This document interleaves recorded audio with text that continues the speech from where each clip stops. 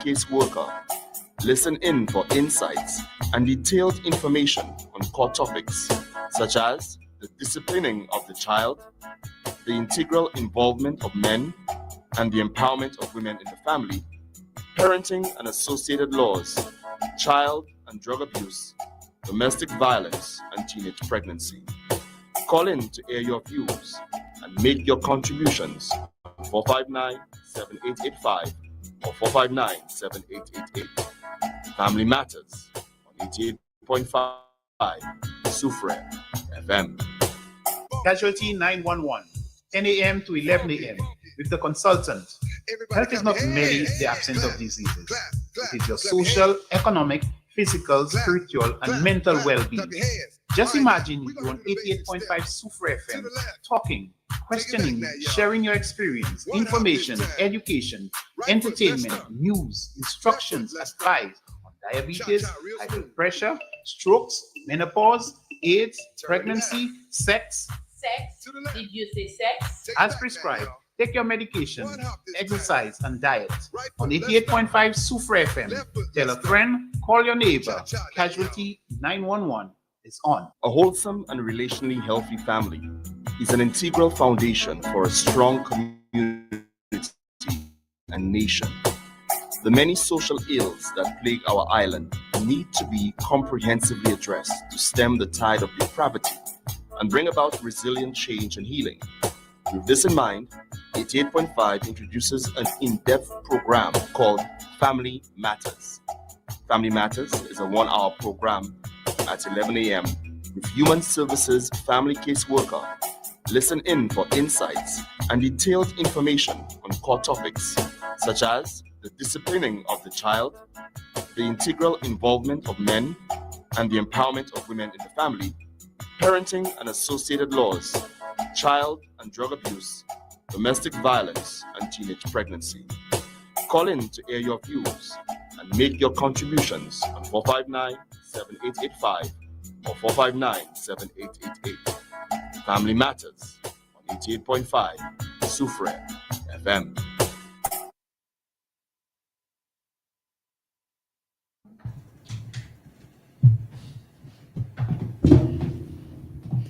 Good morning, everybody. Good morning, listeners. Welcome back to Family Matters. I'm hoping today we'll get some interaction as we've not had many in the past. I'm going to wish everybody a happy and prosperous new year. And in everything this year, please give God thanks and show that you pray. Especially if everything happening now, we need prayers more than we've ever needed before. So I'm wishing that everybody is in good health, in good spirits, and everything works out well for you this year. With us this morning, we have a gentleman, and I'm going to allow him to introduce himself to you. Hi, good morning, everybody. My name is Adams Louisi. I'm currently a teacher at the Soufriere Comprehensive School. I deal with skill subjects, mainly general construction. It is not a CXC subject, however, it is a CVQ subject, which allows students to learn the skill, and the final assessment is based more predominantly on the execution of that skill rather than a written paper as with CXCs. Okay. Thank you, Mr. Louisi, for accepting to be here today. You're welcome. Mr. Louisi came very highly recommended from his principal. And from what I understand, Mr. Louisi, you are one of the great pillars at your school, that you are one of those who would always be encouraging your students, giving them little brief lectures and so on. Yes. So tell us what made you into that person? Is it you were just generally this person? I see a lot of my flaws growing up being manifested in some of the students, and being that, well, growing up, I had a very strict mom, so I didn't have a choice but to pass. However, I was quite confused at that point as to what exactly I wanted to be when I left school. So there was really no great effort coming from me. It was just enough to pass that I did not get a beating when I get home. Okay. So with becoming a teacher, it's like seeing a lot of those students go down the same path that I went down. It's concerning for me. It's an area that I can really see myself and be able to give them some sort of advice that would help them because I understand where they are at right now. So I decided that as a teacher, one of the things that I want to do is to help students find themselves and understand what exactly it is that they're getting into when they go into the real world. Because I think that is one of the greatest issues right now. Many students are doing it for their parents, doing it for the teacher. It's not necessarily for them because they don't actually see themselves in this whole learning process. It's just a grade that they get at the end of the term, and okay, their parent is satisfied, they're satisfied. Well said. Um, Anytime that you do recognize and you can identify with somebody, it makes it even easier to just reach out. Definitely. And yes, and you said something which is very important. My parents were very strict. Okay, you had strict parents, and I like to elaborate on that because it makes a whole difference. I mean, at the end of the day, you could take the horse to the water. You cannot make the horse drink.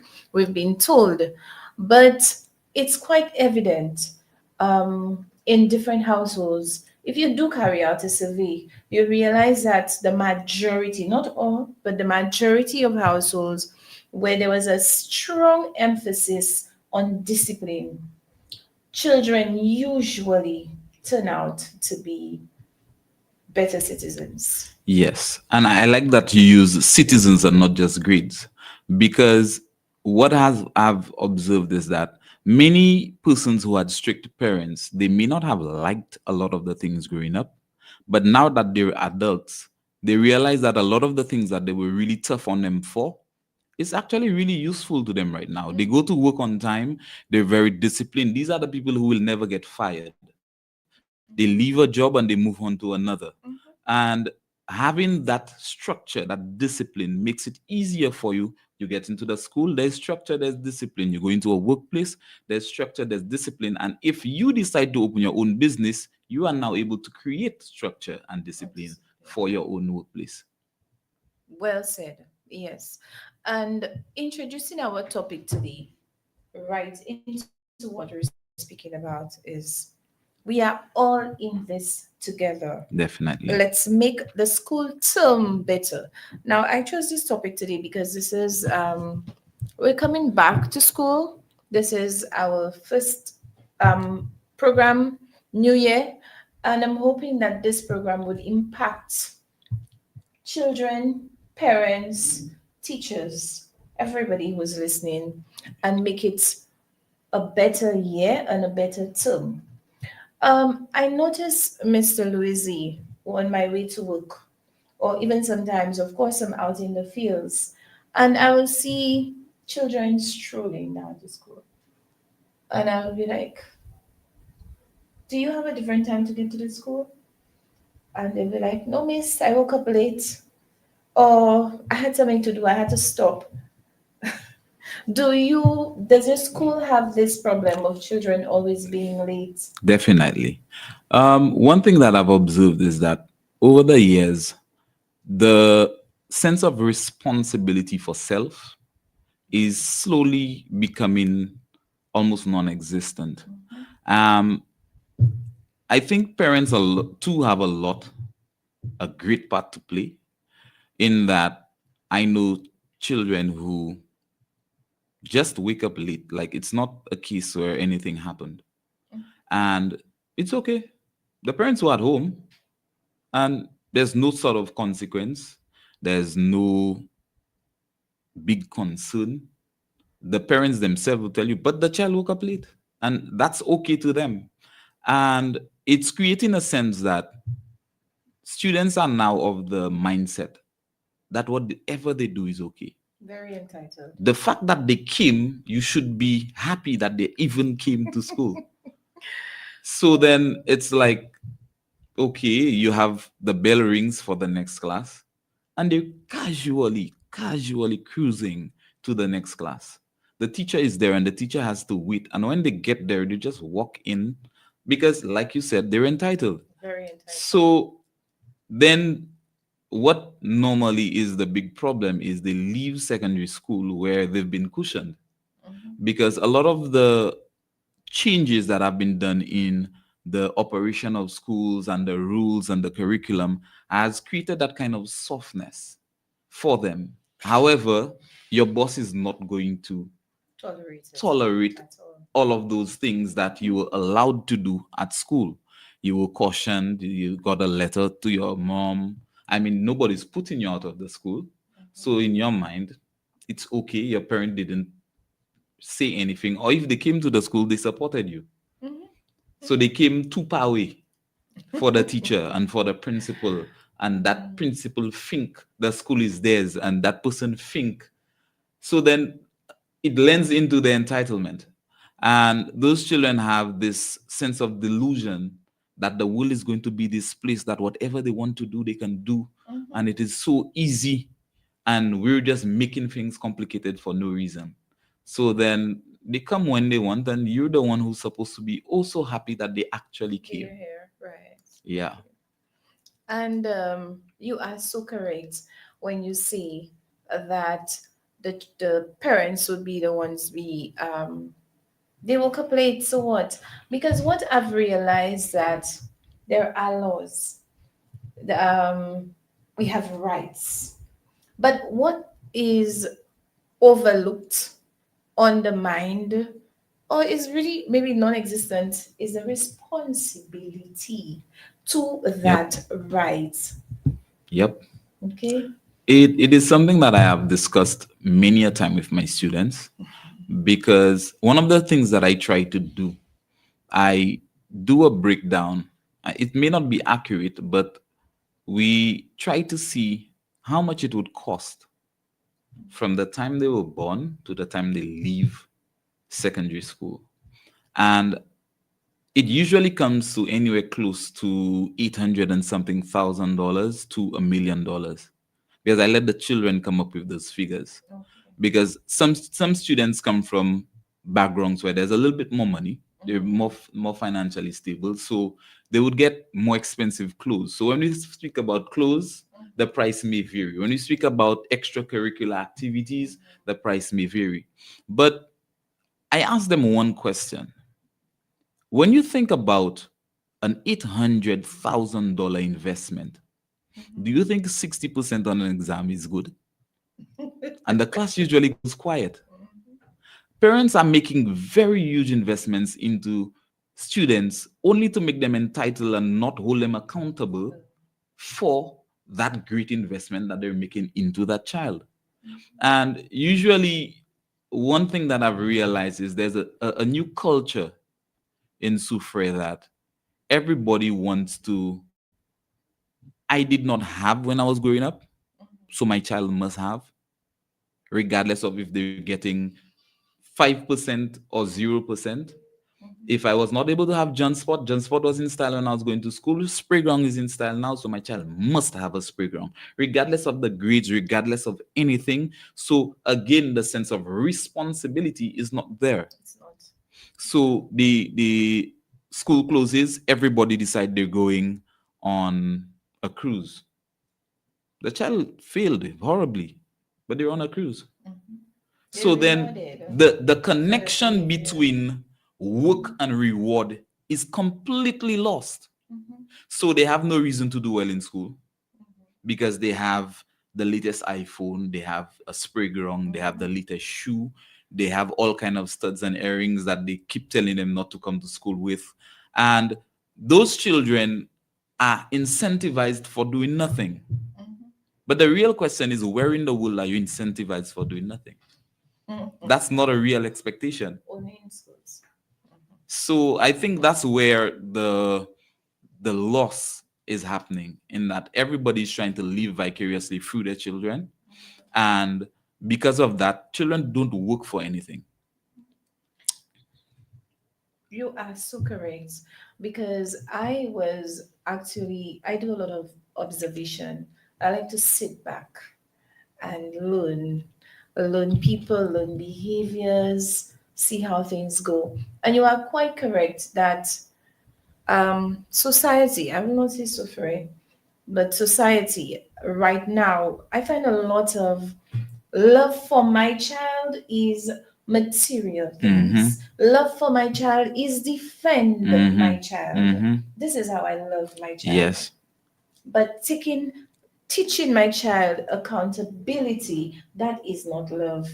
Teaching my child to accept responsibilities for your action, this is not love. So when I do that, I don't love my child, I'm hurting my child. But what parents don't realize, like you said, I'm a parent, we don't raise our children for ourselves. We raise our children for out there. Mm-hmm. So a simple thing as your child goes to school a far distance from your home, and you will tell me that you never allow your child to take a bus, a public bus. Simple thing as that. Mm-hmm. You don't allow your child to take a public bus. Me, my child not taking public bus. I'm going to put my child, either if I can drop my child, I'll hire somebody, or I mean, there are children on the school buses which, but the day that the bus does not come, the day that something happens, your child has never been trained to take a public bus, what happens then? But you spoke about long distance. What about those who are close? I know students who are close and who will tell you they'll never walk to school. Wow. They're going to stand by the road. They may be early when they left home. And until a bus comes, the bus could come at 9 o'clock. They're supposed to be in the school at 8:15. They will not walk. Realistically, if you're going to work, you have to find your way. By any means necessary, you have to have that resilience to get there on time. But if you've been trained that you're entitled to whatever, I mean, you're not walking. How do you survive when at some point in your life, you have to walk? Exactly. You have to make the move. You have to go that extra mile to get yourself where you want to be. Because you've never been trained, you've never had that as part of your childhood, your growing up, your upbringing. Then how do you automatically transition as an adult to do those things? Apparently. That's not realistic. Not at all. And I think many parents are not realistic in the way that they raise their children. Not at all. And it starts from very young, where, okay, it's a thing of right now, as long as you're quiet, I shut you up, you're good. Right? My baby cries, I get a tablet, a device, I give to that child. Yep. I feed you, give you your device, and we'll cry. It's you're good. As long as you're quiet, you're good. You grow up, you start an argument, I want a $500,000 shoe. Okay, to shut you up, good. Yeah. It's all about shut you up right now, but not about raising a child to face the world tomorrow. And you find social workers are blamed, police officers are blamed, the school is blamed, everybody else but the parents. Something happens and you hear, where was the security? Where was the teacher? Where was the principal? What did the government do about it? But parents, do you take a good look at yourself? What did you contribute to this problem? What are you contributing to this problem, parents? And of course, many times I come here, parents who say, you bashing me. I am a parent as well. We all have our shortcomings. But parents, we need to make a concerted effort so that our children will be the child that you want to be tomorrow. Because many times when you see children performing, and I'm sure you can agree with me, Mr. Louisi, the children who are performing get a lot of backlash, favoritism. Yes. This and that and the other, blah, blah, blah, blah, because they like it and they don't like my child. All the excuses in the world. This shows its face very often during graduation ceremonies. And you, as the teacher, you've seen the child work. You know that this child is diligent. That child always brings their stuff on time and all of that. So you expect them to get the award. and you're hearing an uproar and you're wondering what's going on, because somebody who did not invest the time to actually be invested. Because just saying that your child should get an award doesn't mean anything. Were you around? Did you ensure that the SBAs were done on time? Did you ask questions? Did you pop into the school and make sure everything is okay? Because one thing I need parents to understand is that when you call to the school, the child probably had a few incidents before that. There was stuff going on that the teacher probably could have dealt with. So for parents' sake, here's the hierarchy. Something happens in the class. If it happens between students, the student reports it to the teacher. If it is something that the teacher can deal with, it stops there. If it's not, then it may go to a dean. If the dean is not available, it goes to the office. Now, there are several things that could happen before it actually gets to the office. So it may not even be on the child's record. True. It was dealt with. The child may have been given little bits of backlash and disrespect and whatnot, but it was not at the point where it gets to the office. If it gets to the office, the principal may deal with it once, twice, before they actually call in the parent.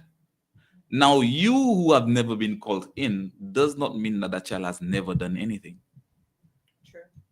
So then sometimes the quarreling is simply because of a lack of knowledge.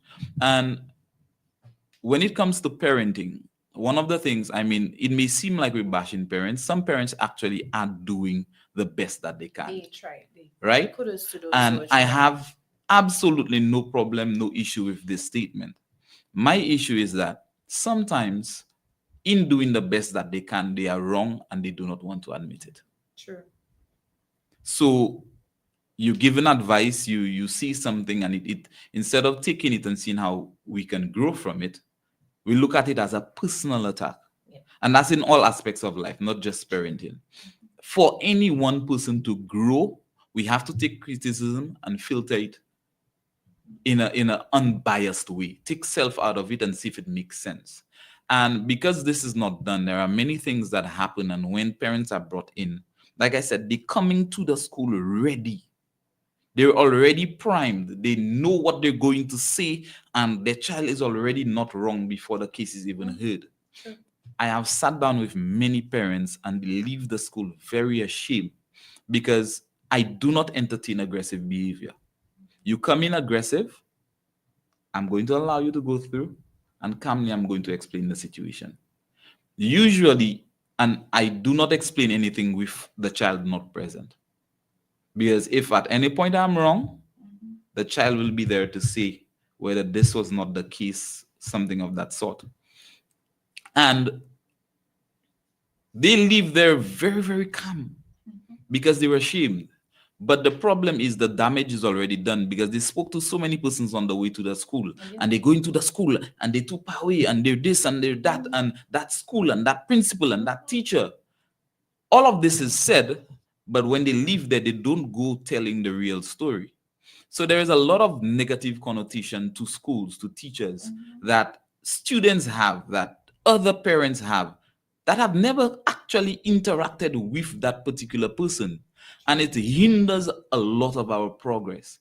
Because if I do not like a particular person, you're a teacher, I already hear that you're boring and you like people business and Yes. you have man over there. And I know all your life story before I ever entered your class. Very much When I so. do get to your class, I will not accept any correction from you because you're worse than me. I know all your business. And this is one of the things that some people fail to realize. Children need to be treated as children. Very They much need so. to be separated from grown-up conversations, and they need to be allowed to grow as children. Exactly. It hinders them in more ways than people could ever understand. And until we as a society learn how to take correction, I mean, not everybody who says something is right. Yeah. But if you are unbiased in the way that you listen and make sense of it. If it makes sense, you take it. If it doesn't, then you move on with your life. Very much But I think we need to change the way that we listen and stop blocking things off even before we really get the gist of what is being said. you take in only what works for you Yeah, what is, when you listen. yeah, Yes. And something you said about let children be children, something as simple as you would find there are some groups, parent groups. The teacher would create a group for parents. mhm. These very same parents put the children in the groups. And I've been there seeing that, do not put the children in the group for such and such a reason. Some parents is like it's more convenient for me. So look, child, be there so you'll see Yeah. what's being said. Again, the financial landscape has changed a lot in that growing up, usually you'd have a parent who is a little more free. Right now, to be able to afford to survive, You have everybody to has work. to work. Yeah. So then you find that it's easier, like you said. If I miss the message, the child will see it. Mhm.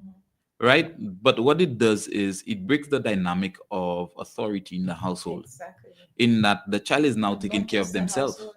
Well, it starts in the household. Yes. So once you break off the household, the entire society is in problems. So then there are many little things. And usually when we have orientation, we have our sessions, I usually speak on those things. There are many little things that we saw as cruel growing up. And For example. an example would be that whenever a child enters a grown-up's conversation, I would take some hard taps, hard slaps. That has nothing to do with you. Now, maybe you don't want to give your child a hard slap. However, the concept, the principle that children stuff are children stuff and grown-up business is grown-up business, regardless of how you choose to enforce it, this is a critical Very. principle that must be enforced in a child. Now, because those things, again, the way we listen, the way we view things, you did not like it growing up, you take it out altogether. True. You didn't make sense of it as a child. You did not realize why your parents were doing. You grew up and you just had that hatred for my mother did that or my father did that, some uncle did that. I will never do that to my child. All well and good. Don't beat your child if you don't have to, but ensure that they're disciplined. Very much. So. That's not the only way to discipline a child. So I think if we take the time to look at a lot of those old principles, because the old principles made us who we are. I am telling you, I grew up not liking. When I was a child, I didn't like my father as a disciplinarian. Mm-hmm. I don't want to use the word hate, but that's how I felt growing up. That I did not like my father, and today I cannot tell my father thank you enough. That's right. Thank you enough. I mean, some of the ways were brutal, yes, but it brought out the person that I am today. I'm very disciplined, and I'm very big on discipline. Like you were speaking about, parents, people are having a conversation and children are badging in and so on. I will be on my phone in my room. My children will enter my room. The minute they see me on my phone, I don't have to say anything. They go back outside. Yes. That's how much you have to train your children. Yep. And I find the richest child and the richest household is a disciplined child and a Yes. disciplined household. Yes. Because discipline carries you through. Yes. Like I always say, I used to be a teacher and I used to tell my students, you could be the brightest child there is, but if you do not have discipline, you will not go far. Because if I'm going on a tour, even if you may be the brightest or the richest child in my class, you think I want you to come and embarrass me out there? Yes. Not at all. So I will not take you with me. If they're choosing somebody to go and represent the school or whatever, along with your intelligence, you need to be disciplined. Definitely. Okay? Because I don't know the footballers' names, but I was listening to a conversation once. I think some police officer was giving to some boys, and they were giving them the names of some of the famous footballers. They're very good, but they banned from teams because of their behavior, because of Yes. their discipline. Definitely so. Yes. It is something that I think, again, with the just to impress mentality, everybody wants to see things, not necessarily what is inside the person. So then we have focused so much on looking the part that we forget to actually be the part. Be the part. So I think that's one of the changes that is necessary for us to move forward in St. Lucia, in the Caribbean, everywhere. We need to stop just trying to look the part. And I guess that's partly because of social media. Everybody wants to look the part online. And many persons forget that, yeah, the person has pictures, but that's not their whole life. There are days when the person dresses down. They're not always dressed up the way they are on social media. That's the best of the person's life that they're showing. And persons believe that life is all about the ups. I guess that's why we have increases in suicide and depression and all of those things. Because if your perception is that life is always all about the ups, when the downs come, you have no idea what to do with it. And they cannot handle the downs. Yeah, because all. their parents didn't say no. They were given all that they want. They didn't have to work for anything. The day that they hear no, the day that something is not nice, it's not good, it's not the way that they expect, they don't know how to deal with it. And you get children, basically, according to their term, they crash out and they start to misbehave. And some of them just go into this world of, they're confused, like they don't know what to do. And being the kind of person that I am, many students confide in me. And I've had students who are what you'd call well off. The best phones, the best, anything that they want, they have it. These are the children who are depressed, These are the children who are confused because they don't know what the world wants of them. Because they're getting so much and their parents are expecting certain things and they're not getting it. And in their mind, they're doing the best that they can. But the richest children, I will say again, the richest children are the children who have the love and the support of their parents and who are disciplined. Because when I was teaching, we call what we call barrier children. Mm-hmm. The parents are overseas. Right. And the parents will send everything to them. And you find these are the children who misbehave the most. Yep. These are the children, they will sell off what they have and so on. Yep. Because what do I want as a child? As soon as I get home as a parent, I've said it so many times and I say it all the time. I would have my bag on my side. I would be tired, barely making it through the door. But I have to find the strength to stand here and listen. After this morning, I was posting something about when I'm ready to go to bed, and my daughter is telling me all about her day. Right. I have to sit and listen. I have to. I don't have a choice. And this is what the child wants. Yep. You to listen, the attention, the love. Sometimes they just come for a hug. Yep. How many of our children get that? And this is very important. Physical contact, parents, is very important to your children.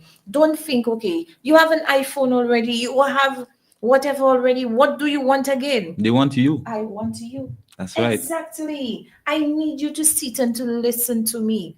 I need you to hug me. I need you the world can tell me I'm beautiful, but if I don't hear it from my parents, okay, the world can tell me whatever, as long as I don't hear it from my parents. And the world can tell me I am smart and I can do anything there is. But my parent will tell me, you're not good enough. So I know I'm not good enough because it came from my parents. But the funny thing is, sometimes it is said in subliminal tones. It's not said, that's not what you mean to tell a child. But coming from work and you're tired, because being a parent isn't something that happens by chance.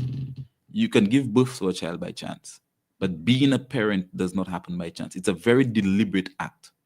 Like you said, you're tired. You came from work. I know persons who work double shifts and all of that, and when they get home, they were very tired. The reason why I say it's deliberate is because when you now tell the child, oh, stop doing that, you telling that child, you're not worth my time. Now, that's not what you mean to say. But like we all say, action speaks louder than words. I'm happy you said that. Now, you do that because sometimes, okay, you're tired. But what do you do after it? Right. That counts. Right. What do you do after this? You have to call this child and say, Jim, I am so sorry. I mean, yes, I was very tired. Okay, come and tell me. So the child tell me, you pushed me away already. I don't want to. Come. You flatter Right. your child. Even if you're tired, Yeah, the child needs that from you. Now, I'm just thinking that we're going on what the don'ts, the don'ts, the don'ts. Let us go to the do's, the do's, the definitely. do's. Definitely. Okay? So, we want to improve our children's performance. We want to improve parents' interaction, how parents come to the schools, their support to the children. We want to improve all that. How do we go about it? How do we tell a child, okay, this is what to do this term? Well, not just this term, but at least let's start off this week. We spoke about waking up, and I find it's very important. Tell us, Mr. Louisi, what advice would you give? How would you tell the parents to encourage the children to be at school on time? All right. First of all, I like an hour ago I was speaking to a parent about this. Going to bed is the right way to wake up. So many students, and I have heard them, and when they're speaking about going to bed, it's 1 o'clock in the morning, 2 o'clock, 3 o'clock in the morning. And I'm wondering if you have to be at school at 8:15, and you're going to bed at 2 in the morning, 3 in the morning. How does that work? But then you see those children dozing off in class and all of those things. Social media is taking a very big toll on the students. It is. So when we speak about the do's, I think one of those things is to monitor your child's cell phone use, whether it is for the purpose of ensuring that they're not overdoing it, because I don't know if persons know, but when a child is exposed to social media, especially a child who's under the age of 13, um, the hormone, the drug that is secreted from the brain whenever you get something that you like. So you see a video that's funny, you see something that is intriguing to you on there. You want to It's called continue. dopamine. That is the same thing you get from drugs. That is the same thing you get from sex. Imagine a 11, 9, 7-year-old getting those kind of dopamine hits back to back from video to video to video. How do you now, as a teacher, how do you, as a parent, get this child to pay attention to you? Very good question. You now have to start doing backflips and tricks and all kind of stuff for them to stay focused, because when you call them, the dopamine hit starts from there and it's just dropping. What are you going to do in the next 5-10 minutes that you're speaking to your child about life and what they need to do? That is going to be as intriguing as those 5-second, 10-second clips that are constantly giving them the dopamine hit. They become addicted to this and they stay up late in those things. So monitoring your child, that could be one reason to monitor that they don't overuse those things. The other thing is the predators come out at night. I've seen from YouTube to Roblox to various games that the children play, they've shown so many different ways that predators access children through those things. And recently I saw a video and it almost brought me to tears that the father came into his son's room because he found he was quiet for too long and found him hanging. One of the apps that he was on showed some video that showed children how to hang themselves. And it became a challenge that you have to hang yourself. And he just happened to come in time to get that child and bring him to the hospital. Oh, wow. He almost lost his child. Wow. If you are not present, you are not monitoring your child, you may lose your child Very much both so. in a physical way to these things that they could kill themselves, or in a mental way that they learn ideologies, they learn things that you would never teach to your child. So parents have to be vigilant. So pay attention, spend more time. That yes, you're tired, make the time. Spend a little bit of time with the child so that allowing a child to speak will tell you so much about a child. Very much so. Just uninterrupted, let them go on a rant, just speak and let them. And you tired, so all you're saying is, for Famous you, for that. okay. That's all you're doing. That You're you just but allowing you them to let it allow, out because right? they've built up a lot of tension throughout the day. They've gone through a lot. The thing that you think is nothing, because if you think you have stress, when you reach my age, you'll see stress. No, it is stress for them because this is as far as they have gone. The social stresses, that person don't like them and that person have boyfriend and they don't have. Let them hate to you, because if they hate anywhere else, the advice they may be given is not what you would want them to get. Exactly. So in the do's, please take time to observe your child, speak to them, spend time with Time them, with them. let them go on the rants, just speak, let them let it out. And parents who are not there physically, schedule your time for your WhatsApp videos. It's very Yes. important. Yes. Your WhatsApp videos. But your that's where they are kids. with their friends. Yes. That's the means of operandi right now. So Yes. use it. So use it. So don't think, okay, I'm far away, I cannot do it. Make it work. Organize your time around it. And something else, whilst you're speaking about monitoring them on the phone, what I've noticed that sometimes parents, we do monitor, we do try, we go to bed because we're tired. Mhm. What do you know? You wake up to go to the washroom, 1 o'clock in the Light morning. on. You hear voices, Mhm. you hear laughter, Yep. you go They're wide on awake. the phone. Mhm. So what I'm advising parents, you take these devices, put it in your room. If you're supposed to go to bed at 10, 9, sorry, not 10, 9 o'clock for the latest on the school night, Mhm. 9 o'clock, all phones, every device in Comes to my one room. spot. Yeah. Put it in my room. You Yep. lock it in your room. Go to bed.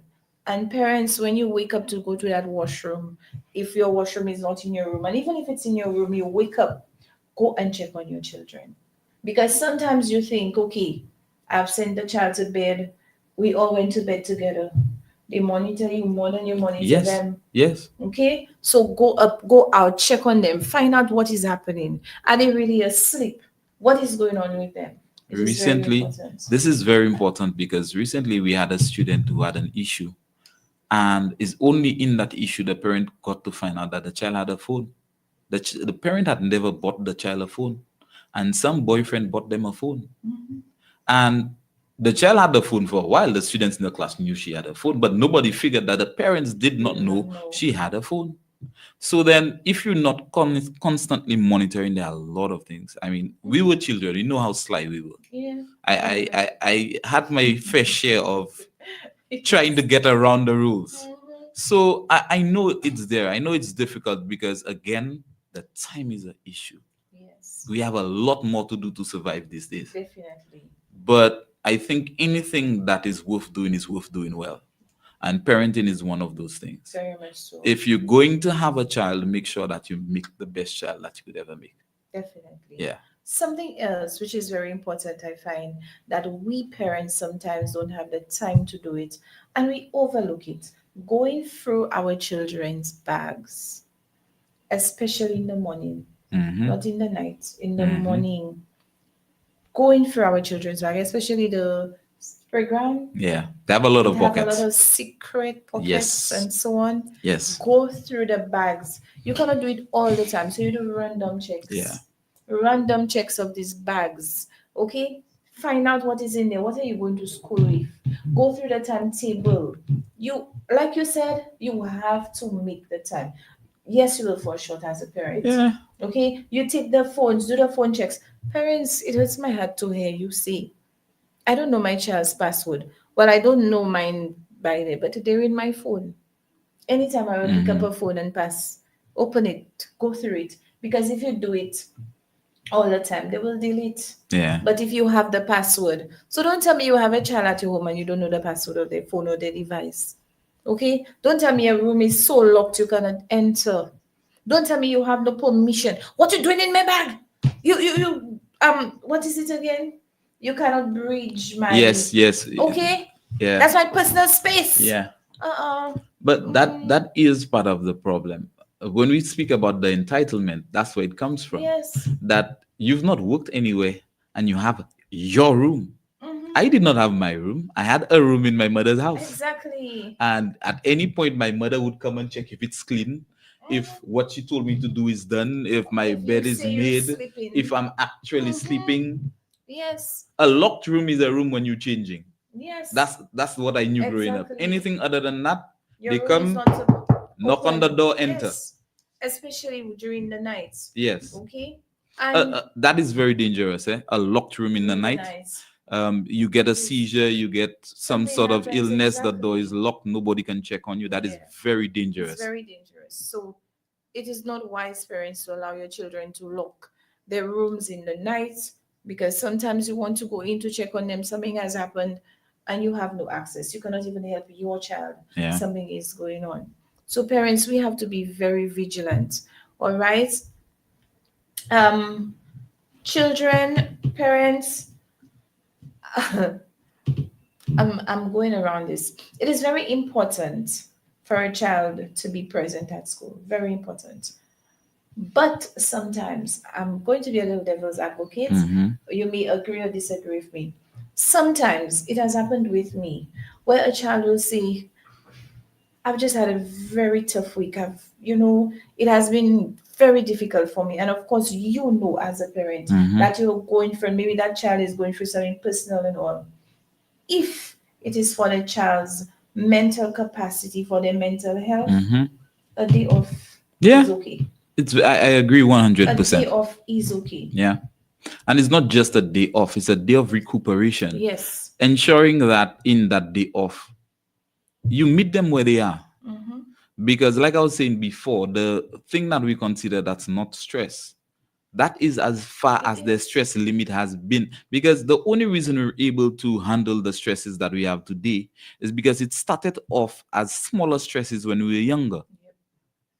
Now it's stressing the child out, and you thinking, but you don't have no bills to pay, you don't have no groceries to buy, you're not working nowhere. How are you stressed?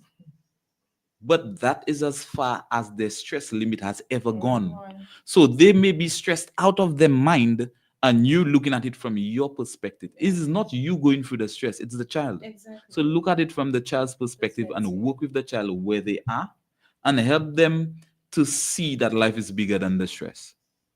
You work with them in that day off to make sure that the day that they come back, that they're ready. And parents, not a day off that they on their own. Right. They have to be supervised. Ensure that even a day off from the devices. Yes. If you can take them to a beach to relax, Mhm. or do something with them to rejuvenate them so they go back to school relaxed. And peer pressure is very important. Peer pressure is It's a all very around big them. thing right now. Yes. And when we look at the children being stressed, peer pressure is a big part of it. Parents, The pressure to speak fit your- in. and speak to your children as well. The Mhm. bullying, Mhm. the bullying. I don't know I wish to know what can be done at schools to really reduce bullying. Bullying is something that is very difficult to control simply because the person being bullied is usually the one who's not speaking. Yes, true. So many instances of bullying that get stopped is because somebody else spoke up.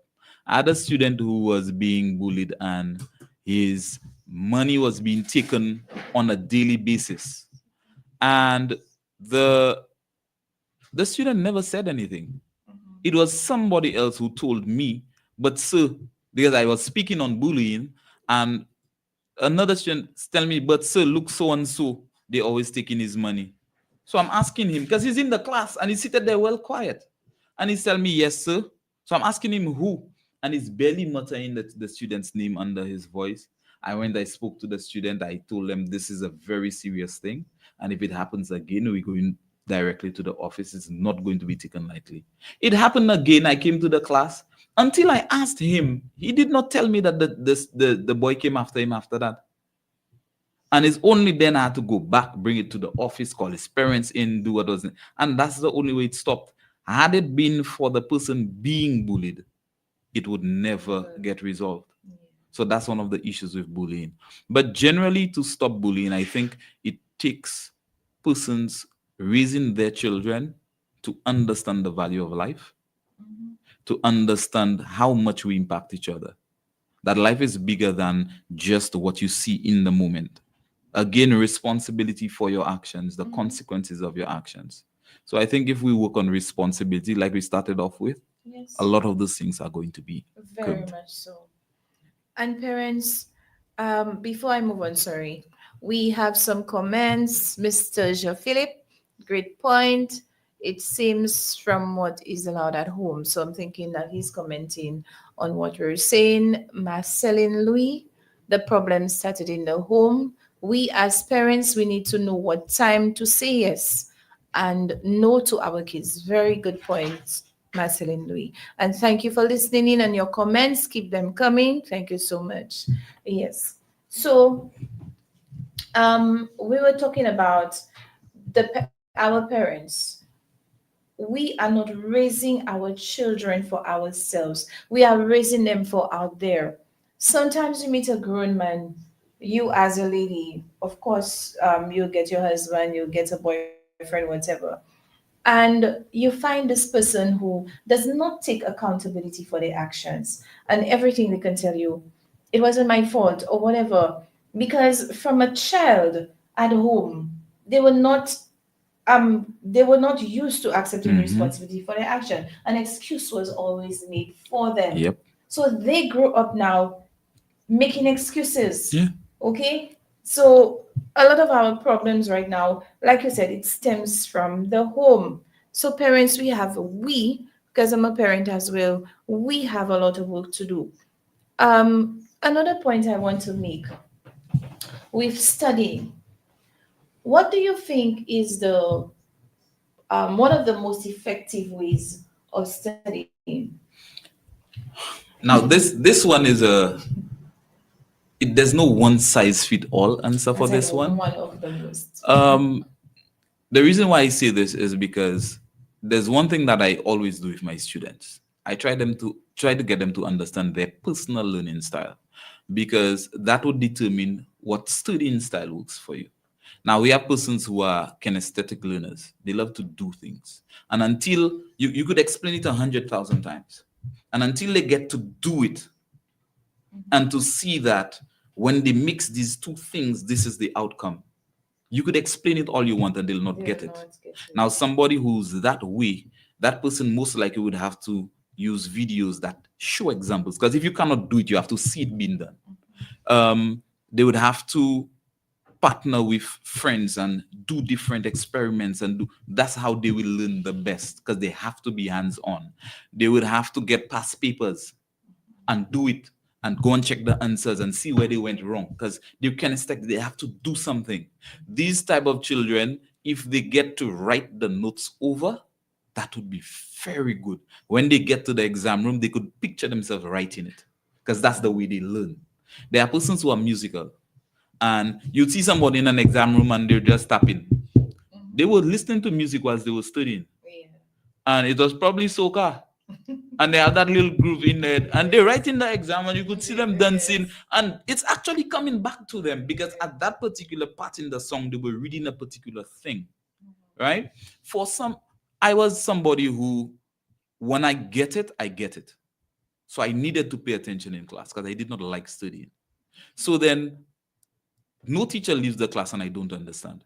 I will ask questions. That was my study. I made sure that the first time you give it to me, I get it. Right? Because I know I'm not going to study when I get home. There are other persons who are very good with listening. So as a parent, if you could sit there and read the notes to them, they sit there and they're listening. And you could think they're in their own world, but they're listening and they're hearing you. That's how they learn. They're auditory learners. They like to hate. So playing, read it to themselves, or they pair up with a friend. Yes. The friend reads.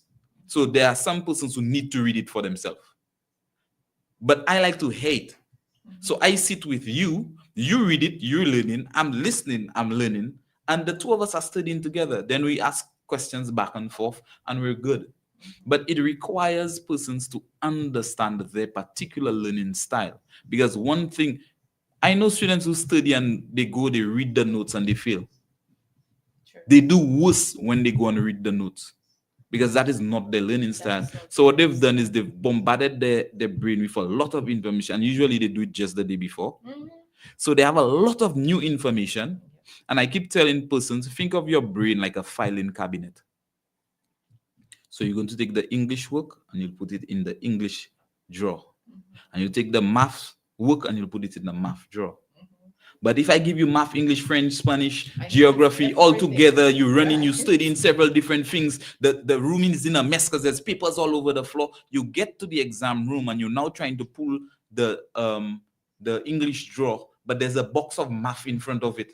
And you're trying to sort it out, and it's a lot of confusion for that child at that point. That's what happens the day when you cram. When you cram. And especially if you cram in several different things at once. Right. Foreign languages, if you do French and Spanish close together, You'll put it together. yeah, For sure. you'll be crossing them. So for studying, I think the main thing is studying yourself, first of all. Figuring out what is it that works for you. We got a comment. Are we guys muted? I'm not sure if we're not being heard. Are there? Just said, are we muted? So if you're hearing me, Mr. Jafili, please indicate, because I saw you comment. If you're hearing us, please indicate that you are hearing us. Yes. Okay. So I'm not sure if it's something that just came on. Yes. Okay. We shall continue. Yeah. Sorry about that. And like I was saying, the main thing is to study yourself, figure out what works for you. And this is something that I'm trying to get students to understand, that school is not just about the grade. It's about the process to the grade. Understanding yourself, understanding how you deal with conflict, understanding how you learn. Because leaving school does not mean that you stop learning. Very much so. As a matter of fact, school is supposed to teach you how to learn so that you can learn when you leave school. And another point, Mr. Lee, children always believe that the teacher has to teach me that Yes. for me to learn it. Yes. Because many a times, even my children at home, I will hear them say, oh, they gave us that on the exam, the teacher never taught it, and whatever, and the teacher never taught it. So I would say, but you knew what you were doing. You know you were given that topic. If it is the organs, even though the teacher never mentioned, the heart, Right. it's an organ. Right. Or whatever, you were doing that. Why didn't you do some research on it? Because many children use the devices just for games, for videos, entertainment, but they don't ever do it to do some research. Right. So children, I know you're not listening now, but when you get a time to listen, you use your devices to go on YouTube videos. Like you said earlier, the teacher taught a concept that you did not understand. Don't go home and make the excuse of, oh, but the teacher, I didn't understand it. Right. So how you expect me to Right. pass? No, go and find the video, find the ways of understanding it. It is for you. Earn your learning. You have to earn your learning. You are not doing it for somebody else. Because as much as it hurts, and when teachers say it, people take offense. People take offense. Teachers have it in their heads already. Yep. They're being paid to do it. So yes, we take offense when we say teachers tell the children, it's for you. You take offense, but in truth and in fact, it is the truth. Teachers are granting you a favor. It's not the other way around. Because you have. I think that's the issue, though. Students feel like they're granting you a favor. So Yes, you give them that is the homework and they're issue. doing the homework for you. They're doing it for you. I'm not Yeah. doing homework for that teacher. Yeah. You know the many times you hear that? Yeah. I don't do homework for that teacher. I think one of the other things is that teachers become dehumanized, in that a teacher does not have feelings. A teacher is supposed to be perfect and they're supposed to teach everything the perfect way. I keep telling students that a lot of teachers are affected by who taught them too. So my teaching style may be a reflection of the way I was taught. That's how I learned it. That's how it came to me. So I'm expecting that it's supposed to come to you that way as well. And it has a lot to do with the teacher's learning style. Because I was that all over the place person, I try to be that kind of all of the, so I give them notes. I try not to give too much homework, but still give homework, give interesting projects, allow them to speak in class, that's me. But a teacher who was in that chop and talk, sit down, listen, pay attention, give you notes. What do you expect they're coming to teach you? They're going to come and give you notes because in their mind, that is what the way, works. and that's how I learned. Right. So then you may like one teacher and not like another. Yeah. It's simply because they're human. Mhm. We are all different. We have different teaching styles, different learning styles. In as much as, yes, when you go through the teacher's course to learn how to be a teacher, you are asked to be diverse. But there are certain things that are just predominant to you that will always be the first choice because everybody has something they like. True. That is what works more easily for me as a teacher. So I'll more easily create a lesson plan that incorporates those things that I like as a teacher. So you don't like that particular, talk to your teacher. But many students, because they're doing it for the teacher, they didn't take the time to know how they learn. So they wouldn't even know what they want. So that is the difficulty with teaching children nowadays. They don't know what they want. True. So then, in as much as you may try to accommodate them, what exactly are you accommodating? I will go to the teachers as well. I've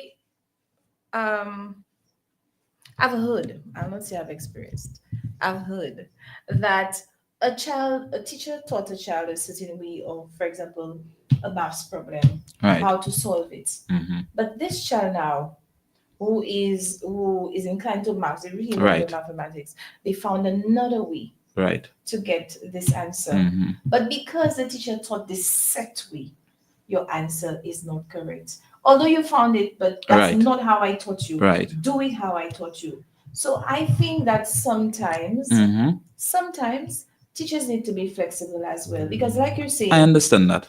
teachers have different Right. teaching styles, children have different learning styles. So Mhm. you don't have to be so rigid when you're teaching. And teachers as well, you are teaching children. Yep. And I will say something, yes, you can send your stones, but I'm going to say it anyway, that some teachers, because you are not parents,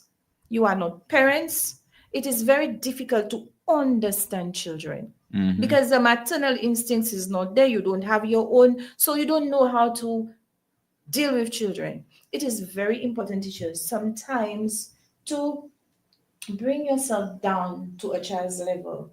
Okay, Mhm. bring yourself down to a child's level in the sense, not disrespectfully, I understand in the that. sense that learn how to apologize to a Mhm. child. Children appreciate it when you apologize to them. For example, I've had an issue where I was teaching a concept and the child told me, Miss, that's not how, blah, blah, blah. I said, no, but you're not looking at it.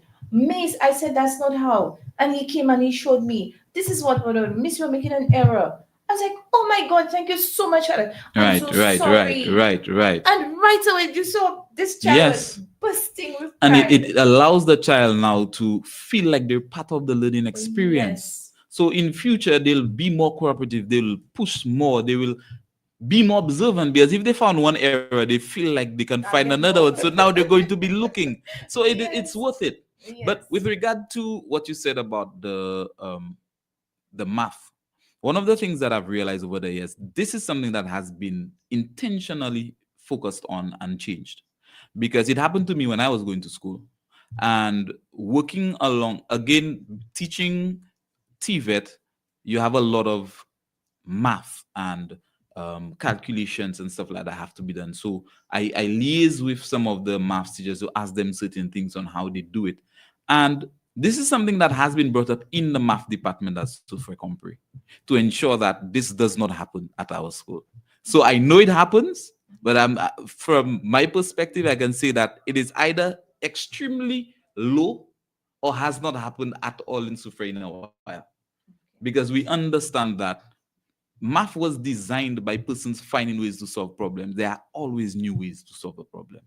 So any teacher who understands that, I mean, they may not tell you whether you're right or wrong right away. They'll tell you, let them go, Yes. work it out Let's do some themselves. research. Yeah, Right. let's see if it makes sense. Next class, we will come back to that. Okay. But don't tell the child, that's not what I taught and how I taught it. Right. Okay. So I know, because yes, we given the children what's due to them. Teachers are giving you what's due to you. I was a teacher as well. Mm-hmm. So I'm giving you what's due to you as well. Do you think, Mr. Louise, that making a timetable would assist children in getting their homeworks done, getting their studies done, and so on? It is, again, it won't work for everybody, but we do, especially kudos to Mrs. Bob. Mrs. Bob ensures she's the dean for the form that my home is in, that she comes and she creates timetable with the students, study timetables before exams, so that they don't get overwhelmed, because a lot of students don't study, period. And then just before the exam, everybody wants to study. So they become flustered. To avoid what I was saying earlier about that filing issue, if you have a timetable, then you know this day you study a particular topic, a particular subject. It makes it much easier for you to compartmentalize it in your brain because you did it separately. And then also timing. A lot of students want to come and read the entire book one time. So if the timetable states, hey, from that time to that time, so I mean, they will not go past that time. They already don't want to study. Yes. So then if you give them a 15-minute slot where, hey, today's math, you go, you do math, tomorrow is English. And even again, like I was saying, with the foreign languages, you don't, if the entire week you're studying, I'm not studying French and Spanish Monday and Tuesday. I'll probably do French on Monday. I'll do Spanish like Thursday, Friday. So I space it out. So helping them create that timetable, it will create consistency, because if it's every week we're doing the same thing, we can get some consistency and they could build up to studying, but also it could help them in structuring the way they study so that it becomes more effective. Very much so. Yes, great point. I'm also thinking I'm a parent of reward and punishment. I go with this and I find it is effective, where I would tell my child, okay, so we were looking at a 95% average still. Even if you don't come with 95%, you'll not get punished, but at least we are going in that range. You can get 89, acceptable, you're going. So you give that child a benchmark, okay? You go for that, you work towards that. And if you get that, okay, so you are going to be rewarded. If you don't, of course, you have to face the consequences. I'm not going to make excuses for you. You will face the consequences. I think if we give children something to work towards, it would be better than, okay, whether I work or not, like you said, I'm going on a cruise. Whether I work or not, I'm getting a bike. So what do I work for anyways? I think if you said you are a parent of consequence and reward, I think if you are not, I don't think you can be categorized as a parent. That's it's a radical statement by me. I'm not saying that it's written in any book, but the reason why I say this is until a child learns this basic concept that nothing comes for nothing, to me, you've not raised the child well. I remember, and I'm going to tell parents, don't be too hard on your children. If you know that your child is a C child, right, do not expect an A grade. Parents, I understand that. Of course, if I have a child at a 65%, I'm not going to leave it that way. Right. I want to see 66 tomorrow. Right. And next you day I want push. to see You push. You give them at least 67. 70 Yes. as a something to push them, but you're not jumping from 65 to 95. 95. Don't expect that. So don't be too hard on the children. Let us be realistic. I see Miss Zita Flavia, and you said very interesting. Thanks for listening. Yes. Something else I was saying. My daughter, reason I brought it up, I remembered my daughter, my first daughter said to her godmother once, and it's always a joke that I laugh at. She got 100% on an exam. And when I read it, I said, can do better.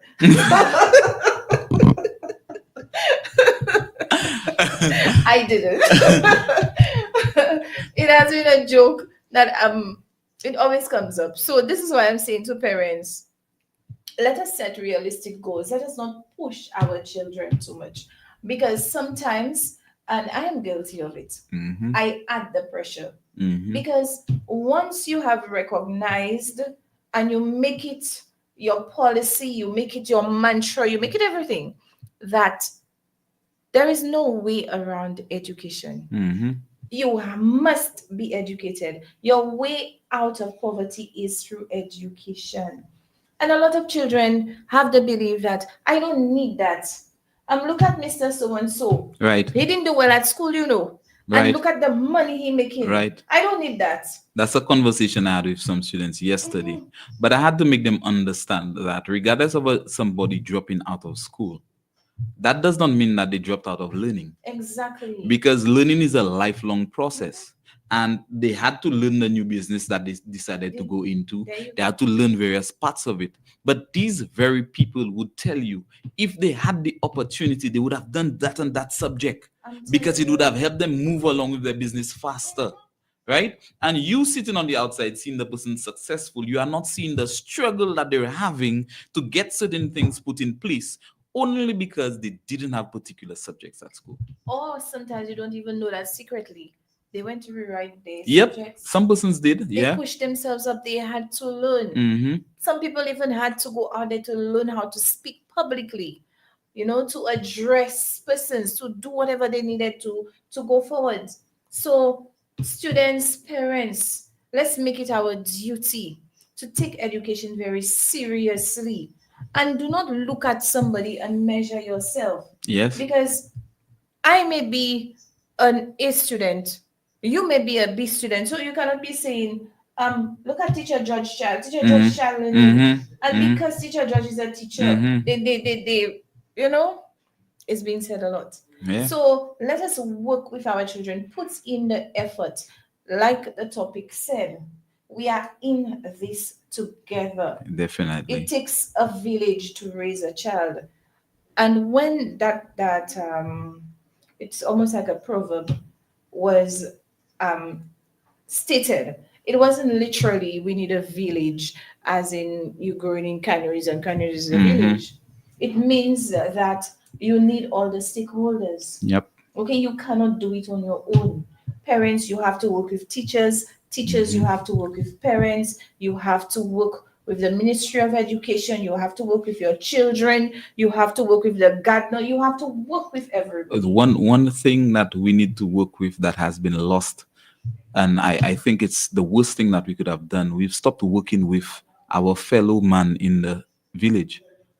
And if anybody tells you anything about your child,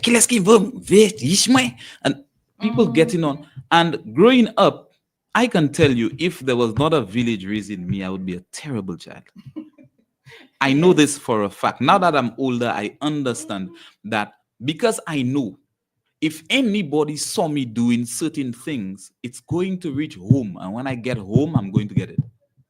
It prevented me from doing a lot of things. A lot of things. It allowed me to keep accountability for my actions, because I knew whatever it is that I did when I got beat for it, I was not of the opinion I hated the person, because I knew I was not supposed to be doing it and I chose to do it. So I accept my consequence. And I'm happy to hear you say that, because there were consequences. Always But consequences. if you were a child who, so even though you go and tell, what will happen to me? What will happen to me? What will my mother do? to me? Then nothing would change. And I know a lot of persons like that when I was growing up. And I'm in reflection, I look at those persons now. I mean, I wouldn't say they don't work, but a lot of these people are the people who get fired. A lot of these persons are the persons who are stuck at one level in a job and they cannot go higher because their attitude is disgusting. And no employer is going to take you out from the menial work and put you as a supervisor with that attitude. Definitely. So then it affects you even if you realize it or not. And some persons had to basically go on a rehab journey, rehabilitating the way that they think, the way that they speak to persons, their accountability, just so that they could make a better livelihood for themselves. Because imagine somebody with a nasty attitude owning a business. I mean, you're not the only one. Why do I come to you? You have a nasty attitude. I can go somewhere else. So then they may not see it directly, but it hinders your business in a very grand way, and it prevents you from doing the kind of success that you're supposed to have in your life. True.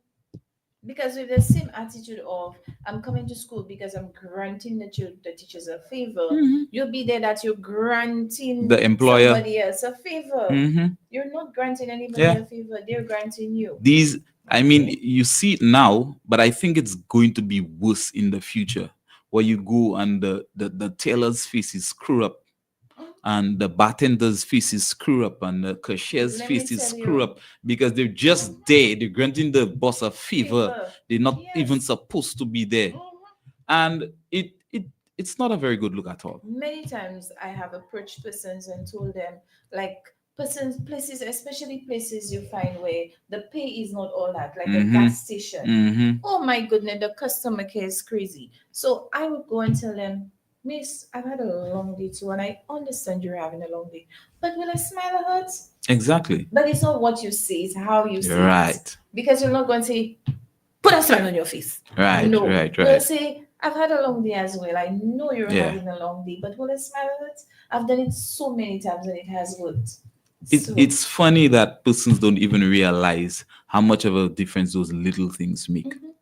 In that there are places that I would just rather go simply Yes. because of somebody working there.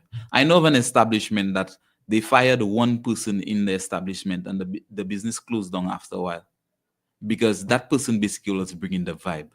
Definitely. That person was the friendly one in the entire crew. That person was the relatable person, and it's like everybody gravitated to them, and there was a different atmosphere when that person was at work. So there were persons who would literally ask, is so-and-so working today? Yes. If they're working, they come in and drink. If And they're I not will- working, and they're I not will going tell there. it to you right here. Right here. We have this person here. I look forward to coming here, especially when Ellen is working. I mean, everybody here is doing a good job. Kudos to you. But especially Ellen. Because when I came here as a host, I just came in and let me tell you, he walked me through it. This gentleman, let me tell you, kudos to you, Ellen. You're doing a great job.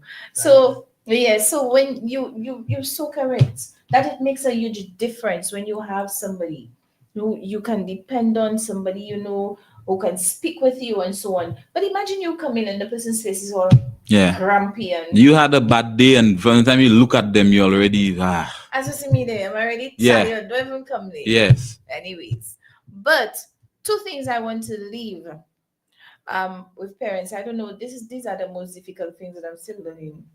I'm still learning how to get it done. I want parents, teachers, everybody involved to teach children, help children, because God, it is, I don't know, it's becoming extinct.